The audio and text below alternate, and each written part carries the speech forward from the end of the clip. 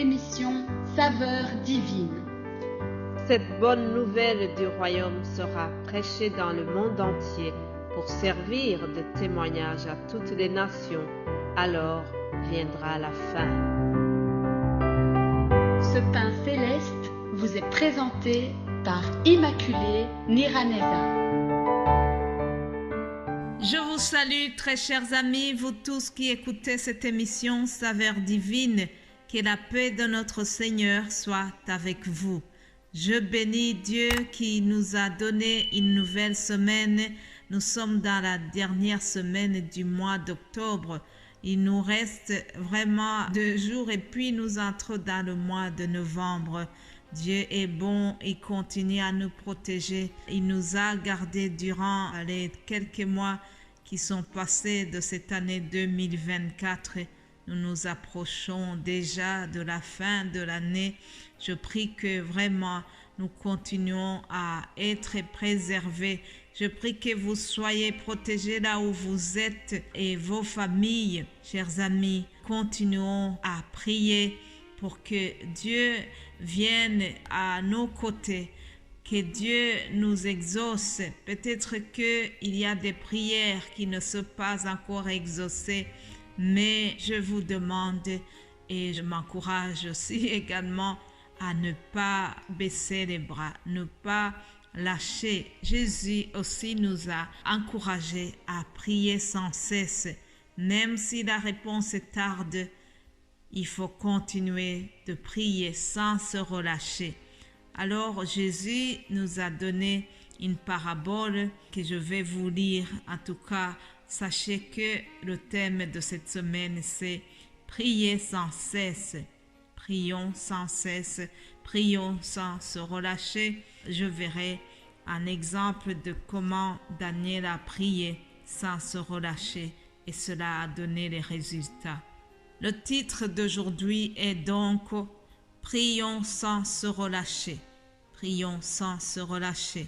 Luc 18, je vous lis cette parabole. Il s'agit d'une parabole de la veuve et le juge. Jésus leur adressa une parabole pour montrer qu'il faut toujours prier et ne point se relâcher. Il dit, il y avait dans une ville un juge qui ne craignait point Dieu et qui n'avait d'égard pour personne. Il y avait aussi dans cette ville une veuve qui venait lui dire, « Fais-moi justice de ma partie adverse. » Pendant longtemps, il refusa. Mais ensuite, il dit en lui-même, « Quoique je ne craigne point Dieu et que je n'ai point d'égard pour personne, néanmoins, parce que cette veuve m'importune, je lui ferai justice, afin qu'elle ne vienne pas sans cesse me casser la tête. » Le Seigneur ajouta, « Entendez ce que dit le juge inique. Et Dieu ne fera-t-il pas justice à ses élus qui crient à lui jour et nuit? Et tardera-t-il à leur égard? Je vous le dis, il leur fera justice. Mais quand le Fils de l'homme viendra, trouvera-t-il la foi sur terre? » Une question que Jésus-Christ s'est posée. Chers amis, Jésus nous encourage à prier sans relâche. Il donne donc cette parabole où il nous montre que ce juge était quelqu'un de méchant. C'était quelqu'un qui ne faisait pas attention du tout au malheur des autres. C'était quelqu'un qui n'avait pas beaucoup de pitié pour la veuve. Et pourtant, la veuve n'a pas considéré la personnalité de ce juge. On nous montre que la veuve est allée plusieurs fois importuner ce juge en lui demandant de lui faire justice. Et finalement, elle a obtenu gain de cause puisque ce juge, qui n'était pas du tout pitoyable, il a décidé quand même de lui faire justice, juste pour être tranquille, on va dire. Alors Jésus nous donne une bonne leçon de moralité dans cette parabole en nous disant, puisque ce juge qui était méchant a fini par répondre favorablement aux demandes de cette veuve, cela nous montre que Dieu aussi nous fera justice si nous demandons, si nous lui prions sans se relâcher. Mais bien-aimés de Dieu, il y a plusieurs choses qui pourraient nous décourager dans nos prières. Lorsque tu pries et qu'il y a beaucoup d'années ou il y a beaucoup de jours, beaucoup de mois sans que tu sois exaucé, il y a un risque de relâchement, il y a un risque de découragement puisque tu te dis, est-ce que Dieu entend ma prière? Comment ça se fait que je prie pour être guéri et au lieu que je vois la guérison, plus de jours passent, plus mes douleurs physiques augmentent.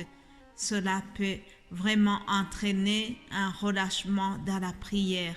Cependant, chers amis, ne nous relâchez pas, ne lâchons rien. Il y a une sœur, ma sœur, qui dit souvent, nous ne lâchons rien, nous continuons à prier, quelle que soit la diversité, quelles que soient les attaques de l'ennemi, quel que soit le découragement, quel que soit le temps qui vient de passer sans que tu sois exaucé. Mais Dieu a entendu tes prières. Alors il faut continuer de prier, cher ami, parce que Dieu n'est pas sourd. Il a entendu tes prières. Il peut ne pas répondre directement parce que justement, il veut voir jusqu'où va notre persévérance. Il veut tester le degré de notre foi. Alléluia. Restons, chers amis, attachés à Dieu parce qu'il regarde notre foi. Il veut tester notre attachement à lui. J'aime beaucoup un monsieur qui s'appelle Daniel, que nous trouvons dans le livre de Daniel. Daniel était déporté à Babylone et il avait vraiment une très bonne habitude de prier Dieu.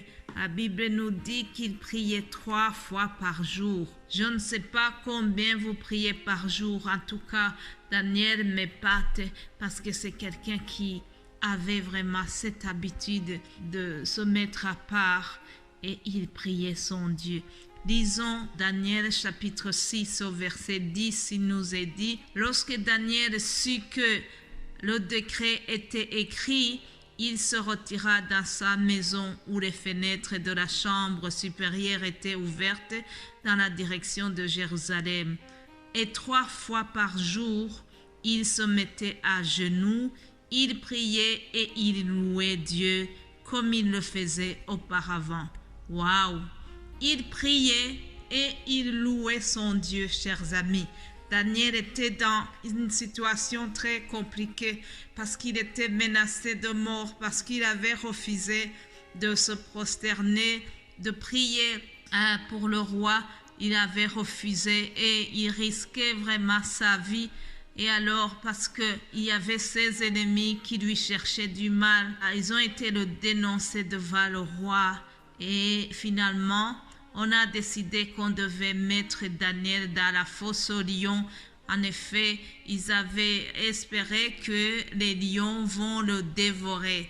Cependant, chers amis, Daniel n'a pas été dévoré par ces lions parce que Dieu qu'il priait l'a protégé.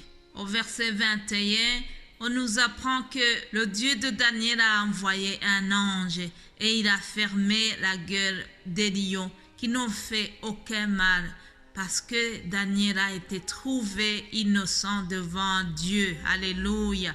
Devant Dieu, Daniel a été innocent et Dieu s'est rappelé de combien de fois Daniel priait. Dieu s'est rappelé que Daniel n'a pas cessé de venir dans sa présence. Daniel n'a pas cessé de démontrer son amour pour Dieu.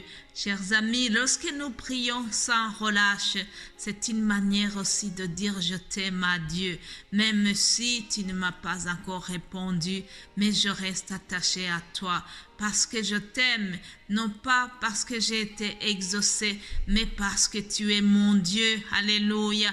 Parce que tu es mon Créateur, parce que j'ai confiance en toi, parce que je sais que tu m'aimes quoi qu'il arrive.